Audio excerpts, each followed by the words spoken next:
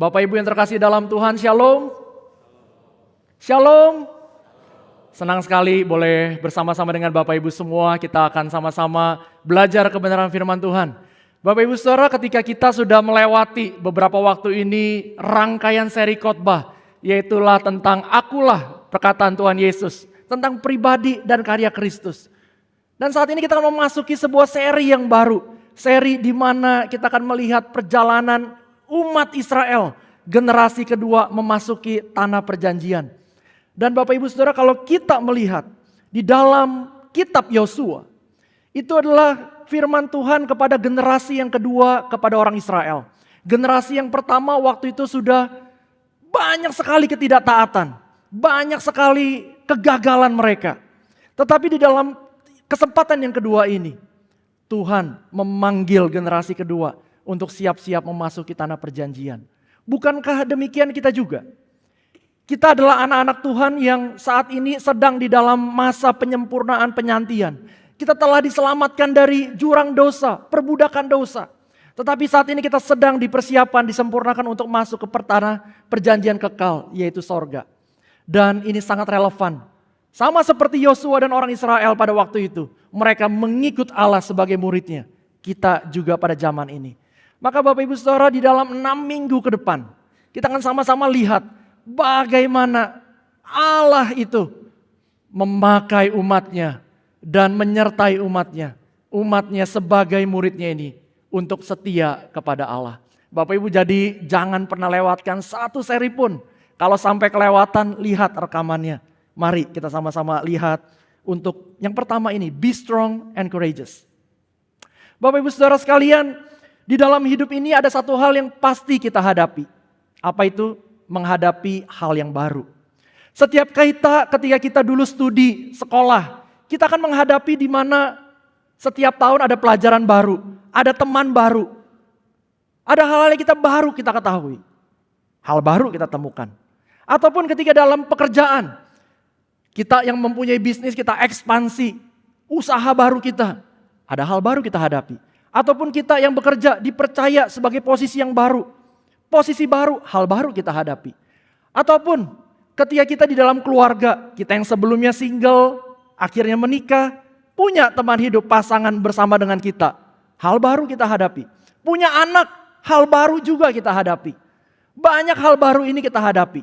Termasuk di dalam kedukaan, kita menghadapi kehidupan yang baru, ditinggal oleh orang-orang yang kita kasihi, menjalani kehidupan yang baru. Pertanyaannya adalah bagaimana kita menghadapi hidup yang baru, kita bisa bertahan.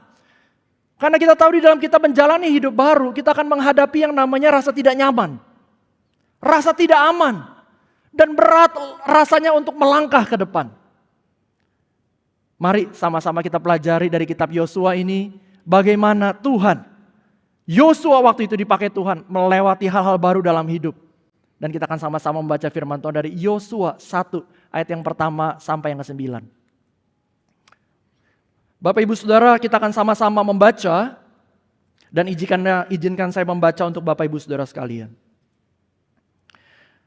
Sesudah Musa hamba Tuhan itu mati, berfirmanlah Tuhan kepada Yosua bin Nun, abdi Musa itu demikian. Hambaku Musa telah mati. Sebab itu bersiaplah sekarang, seberangilah sungai Yordan ini, engkau dan seluruh bangsa ini, menuju negeri yang akan kuberikan kepada mereka, kepada orang Israel itu. Setiap tempat yang akan diinjak oleh telapak kakimu, kuberikan kepadamu. Seperti yang telah kujanjikan kepada Musa. Dari padang gurun dan gunung Libanon yang sebelah sana itu sampai ke sungai besar, yakni sungai Efrat. Seluruh tanah orang Het, sampai ke laut besar di sebelah matahari terbenam. Semuanya itu akan menjadi daerahmu. Seorang pun tidak akan bertahan menghadapi engkau seumur hidupmu. Seperti aku menyertai Musa, demikianlah aku akan menyertai engkau. Aku tidak akan membiarkan engkau dan tidak akan meninggalkan engkau. Kuatkan dan teguhkanlah hatimu, sebab engkaulah yang akan memimpin bangsa ini memiliki negeri yang kujanjikan dengan bersumpah kepada nenek moyang mereka untuk diberikan kepada mereka. Hanya kuatkan dan teguhkanlah hatimu dengan sungguh-sungguh. Bertindaklah hati-hati sesuai dengan seluruh hukum yang telah diperintahkan kepadamu oleh hambaku Musa. Janganlah menyimpang ke kanan atau ke kiri, supaya engkau beruntung kemanapun engkau pergi. Janganlah engkau lupa memperkatakan kitab Taurat ini, tetapi renungkanlah itu siang dan malam, supaya engkau bertindak hati-hati sesuai dengan segala yang tertulis di dalamnya. Sebab dengan demikian perjalananmu akan berhasil dan engkau akan beruntung. Bukankah telah kuperintahkan kepadamu, kuatkan dan teguhkanlah hatimu. Janganlah kecut dan tawar hati, sebab Tuhan Allahmu menyertai engkau kemanapun engkau pergi. Berbahagialah setiap kita yang membaca firman Tuhan, merenungkan dan melakukan dan mengabarkan firman Tuhan itu dalam kehidupan kita hari lepas hari. Saudaraku yang terkasih, Yosua sedang menghadapi situasi yang baru dalam hidupnya. Apa yang baru? Di ayat ke-6 firman Tuhan berkata kepada Yosua, sebab engkaulah yang akan memimpin bangsa ini. Yosua sedang mengalami transisi kehidupan, transisi kepemimpinan. Mulai yang sebelumnya dia adalah asisten pemimpin, tetapi sekarang menjadi pemimpin utama yang memimpin rombongan bangsa Israel. Kurang lebih 2 juta orang masuk ke tanah perjanjian. Saudaraku, Alkitab tidak eksplisit bilang apa yang dialami Yosua. Tetapi kalau kita melihat, memang Alkitab tidak eksplisit bilang Yosua takut. Tetapi teks memberikan indikasi kuat bahwa memang situasinya sangat tidak mudah dihadapi oleh Yosua. Tuhan memerintahkan Yosua untuk kuat dan teguh. Kata kuat dalam bahasa Ibrani hazak artinya kokoh dan stabil. Ada kemungkinan berarti Yosua itu dalam kondisi tidak stabil.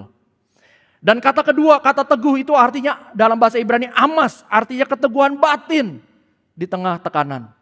Ada kemungkinan besar Yosua tidak teguh. Ketika hadapi tekanan, dia tidak teguh hatinya di dalam batinnya.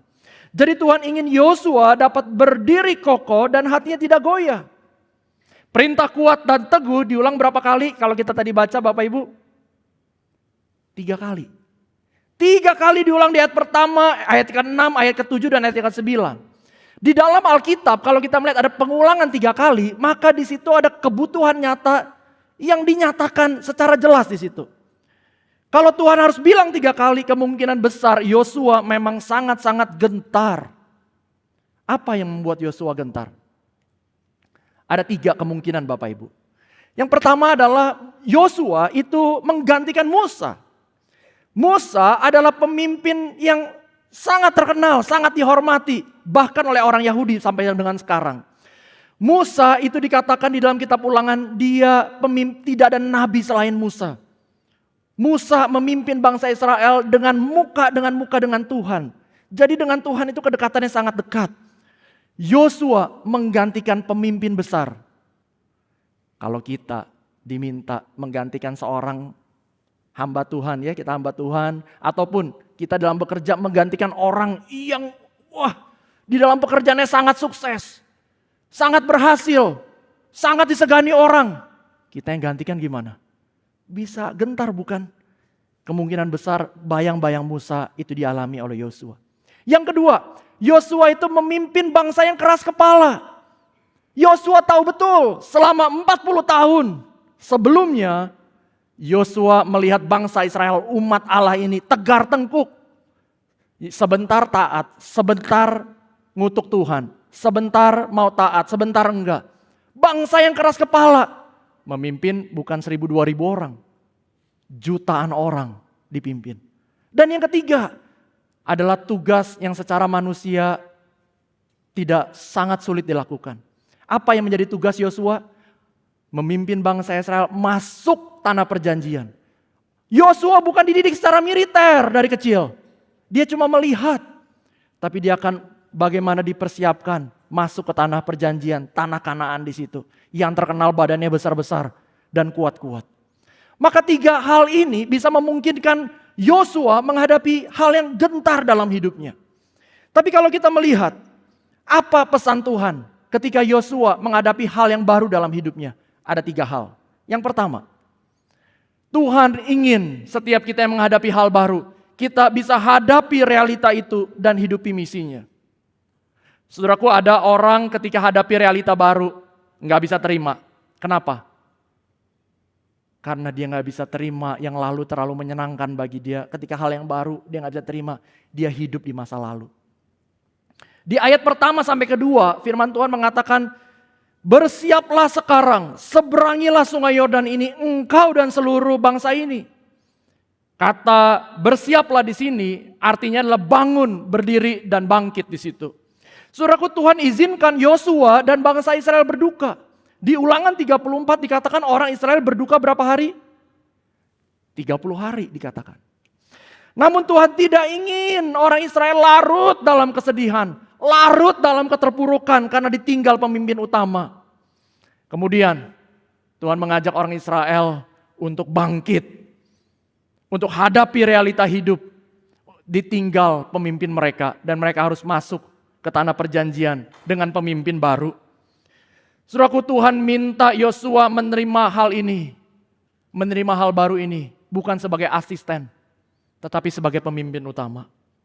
Saudaraku, selanjutnya Tuhan berkata apa? Seberangilah sungai itu. Apa artinya yang Tuhan mau?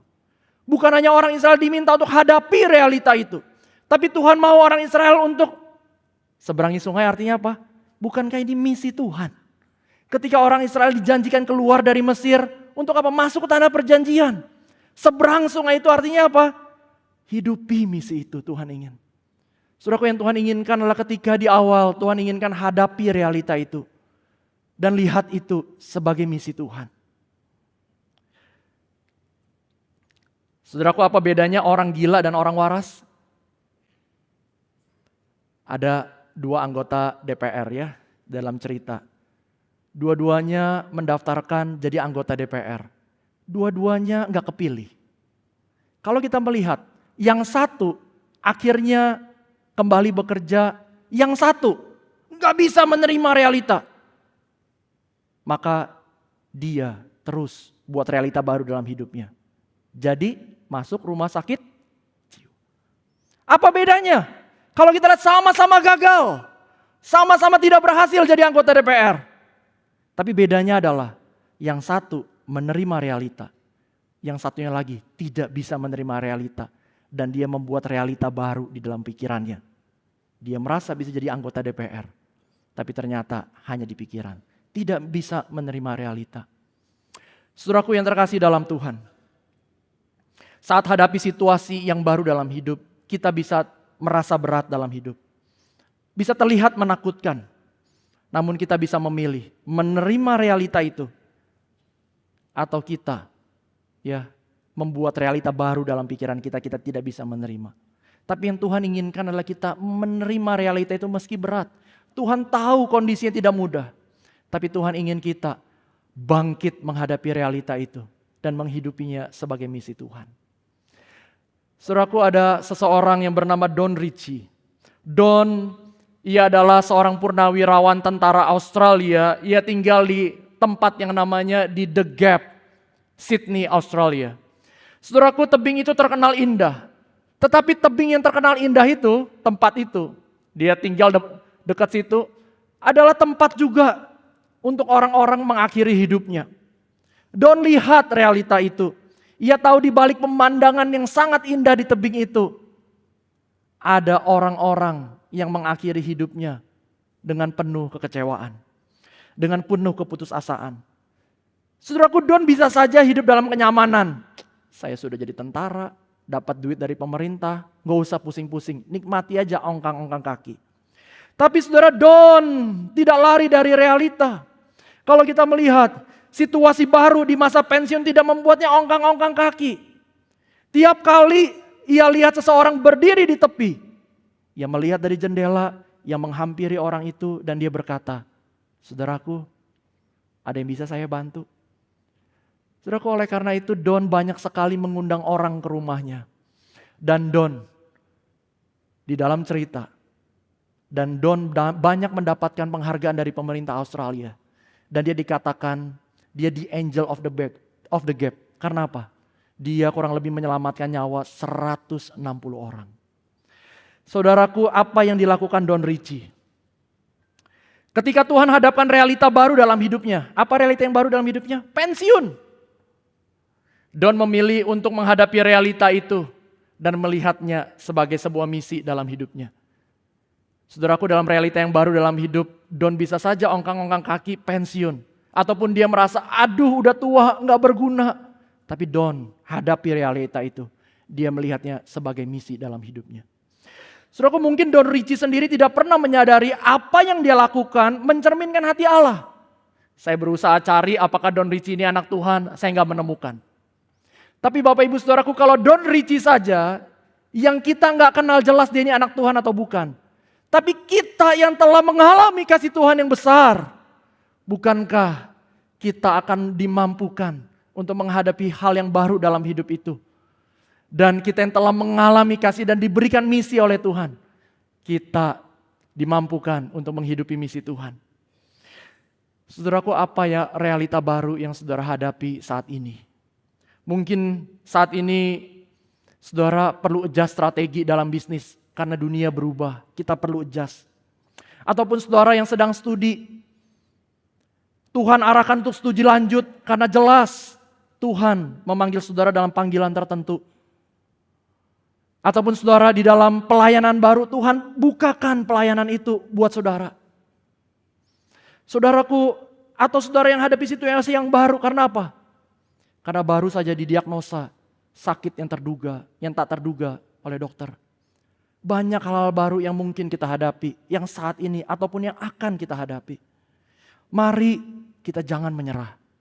Kita jangan tenggelam dalam kekhawatiran.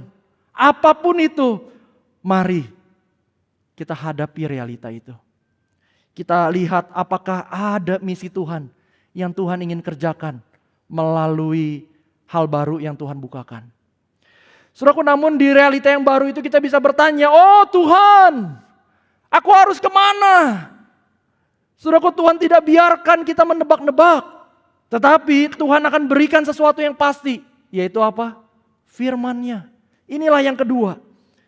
Tuhan ingin kita hadapi hal baru itu dengan apa? Dengan hadapi dengan firman-Nya.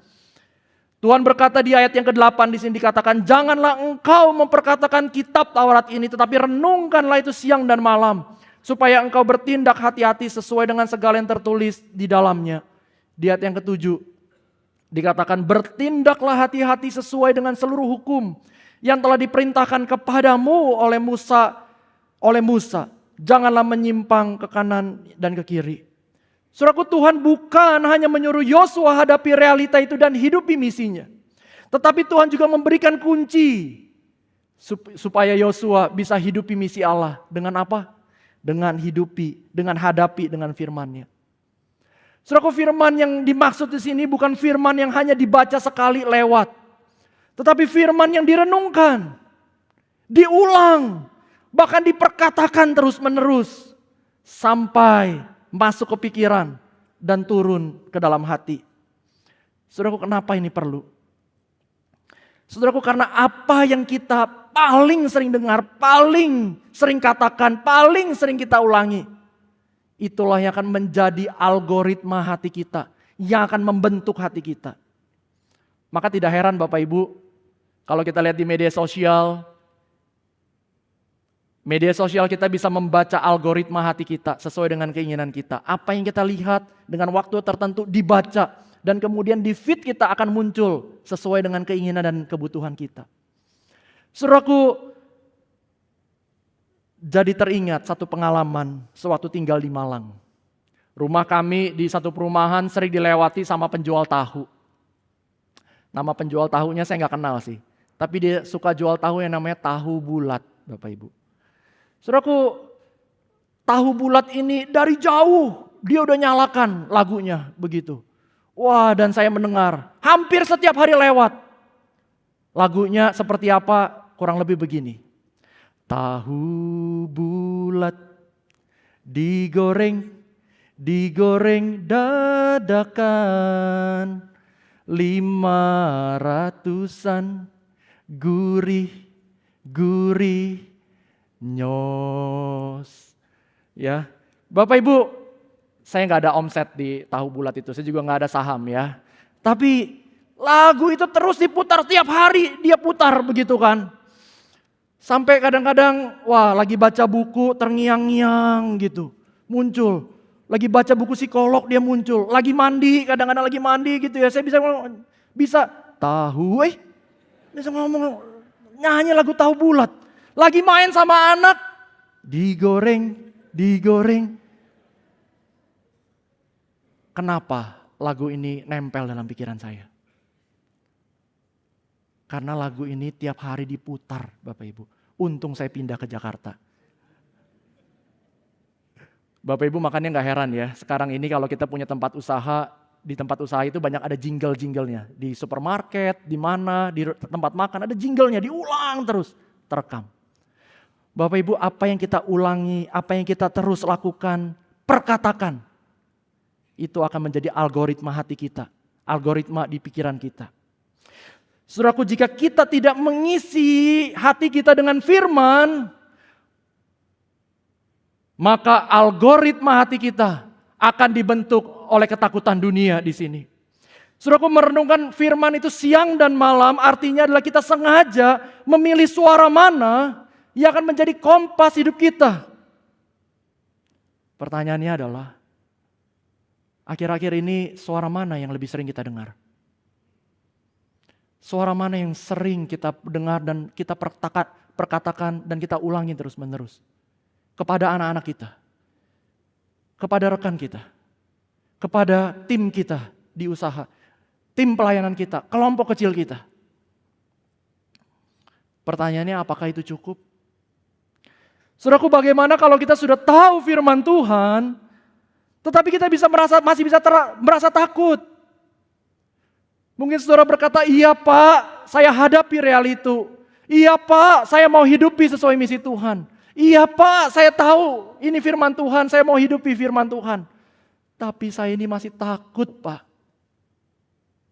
Oleh karena itu Bapak Ibu, yang ketiga, Tuhan meminta Yosua untuk apa? Untuk hadapi dengan janji kemenangan dan penyertaannya di sini. Saudaraku, Yosua bisa gentar. Tetapi di ayat ketiga sampai yang kelima, Tuhan nyatakan janjinya di sini. Setiap tempat yang akan diinjak oleh telapak kakimu, ku berikan kepadamu. Seorang pun tidak akan dapat bertahan menghadapi engkau seumur hidupmu. Seperti aku menyertai Musa, demikianlah aku akan menyertai engkau dan tidak akan meninggalkan engkau. Saudaraku, very personal sekali teks ini buat Yosua. Termasuk untuk setiap kita, sangat personal sekali. Di dalam ayat yang ke-9 ditutup dengan apa? Janganlah kecut dan tawar hati. Kita baca sama-sama ya. 3, 4. Janganlah kecut dan tawar hati. Sebab Tuhan Allahmu menyertai engkau kemanapun engkau pergi. Saudaraku, Yosua memang dipakai menjadi pemimpin Israel. Tetapi kalau kita melihat siapa yang berperang bagi Israel? Tuhan. Yosua sebagai pemimpin, tetapi Tuhanlah yang berperang bagi Israel. Dan Tuhan berikan janji kemenangan dan penyertaan di sini. Saudaraku, apakah kalau kita melihat nanti, saudara akan melihat perjalanan Yosua dan bangsa Israel, apakah Yosua selalu menang dan berhasil? Tidak, saudara. Ada momen mereka ternyata kalah. Ada ketika mereka di Ai, bukan Ai ya, Ai. Di sini dia kalah, ada momen mereka jatuh dalam dosa. Ada proses panjang, tidak selalu mulus, tidak selalu menang, tidak selalu mudah di sini. Artinya apa Bapak Ibu? Artinya adalah janji Tuhan bukan berarti hidup ini tanpa kekalahan. Janji Tuhan bukan berarti hidup jalan tanpa penderitaan. Banyak ajaran-ajaran Kristen di gereja-gereja tertentu yang bilang, kalau kamu ikut Tuhan, tidak ada penderitaan, jalan selalu mulus. Firman Tuhan tidak berkata demikian. Tetapi janji Tuhan itu apa? Di dalam setiap kemenangan dan kekalahan, ada Tuhan yang akan menyertai. Amin. Saudaraku, ketika kita hadapi realita hidup dan misi Tuhan, dan hidupi misi Tuhan, bukan berarti hidup semua akan berjalan dengan lancar, bukan demikian. Akan ada kegagalan, akan ada kekecewaan, dan bahkan ada mungkin kekalahan dalam hidup ini. Tetapi satu hal yang pasti, Tuhan tidak pernah meninggalkan Bapak, Ibu, dan saya.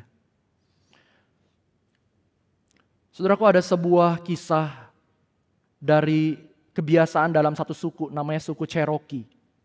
suku ini mempersiapkan penerusnya. Setiap anak itu dibawa ke hutan untuk 1 malam sendirian di sana dengan mata tertutup.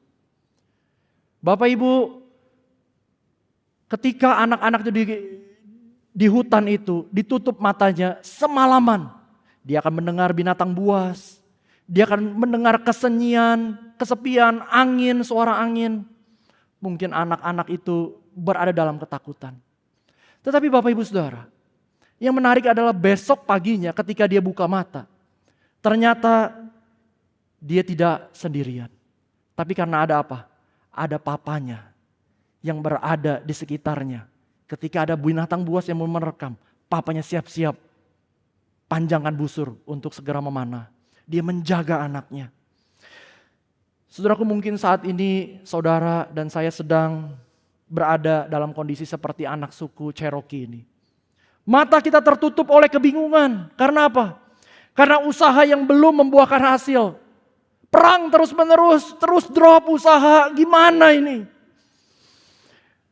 Atau sakit yang tak kunjung sembuh, sudah berusaha dibawa kemanapun, masih gak bisa. Atau saudaraku yang sedang bergumul jatuh bangun dalam dosa tertentu, saudara sudah berusaha, Tuhan angkat ini. Tapi saudara dan saya seperti merasa di dalam hutan masalah, dengan mata yang tertutup, rasanya sunyi dan sepi, dan penuh ketakutan. Saudaraku, tetapi ingatlah janji Tuhan yang mengatakan, sebab Tuhan menyertai saya, kemanapun saya pergi, Ia tidak akan pernah meninggalkan saya. Mari saudara angkat tanganmu, taruh di dada. Kita katakan ini, 3, 4, sebab Tuhan menyertai saya. Kemanapun saya pergi, Ia tidak akan meninggalkan saya.